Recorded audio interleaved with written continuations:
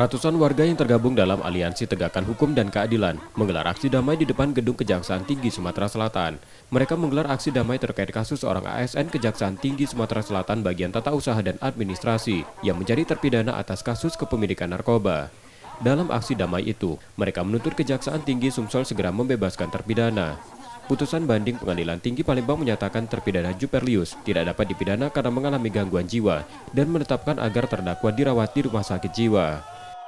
Menurut kami, tanggapan dari jaksa penuntut umum itu sangat mengada-ngada. Tadi yang disampaikan oleh PLH Aspidum bahwa putusan itu tidak memiliki kekuatan hukum mengikat karena tidak ada bunyinya menetapkan sebagaimana tidak ada bunyinya menetapkan sebagai pasal 197.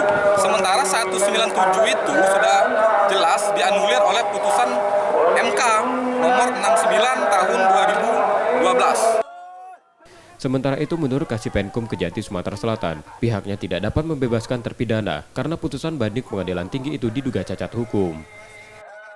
Putusan itu kalau menyebutkan kalau terdakwa itu ditahan, maka ada perintah dia dikeluarkan dari tahanan. Nah itu. Nah di dalam putusan Pengadilan Tinggi menyatakan terdakwa sakit jiwa, memerintahkan terdakwa agar dirawat di rumah sakit jiwa. Tetapi di situ tidak ada perintah agar terdakwa dikeluarkan dalam tahanan untuk dirawat di rumah sakit jiwa.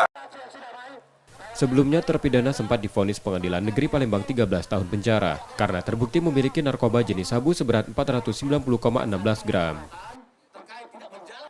Yudi Kiswanto, Kompas TV, Palembang, Sumatera Selatan.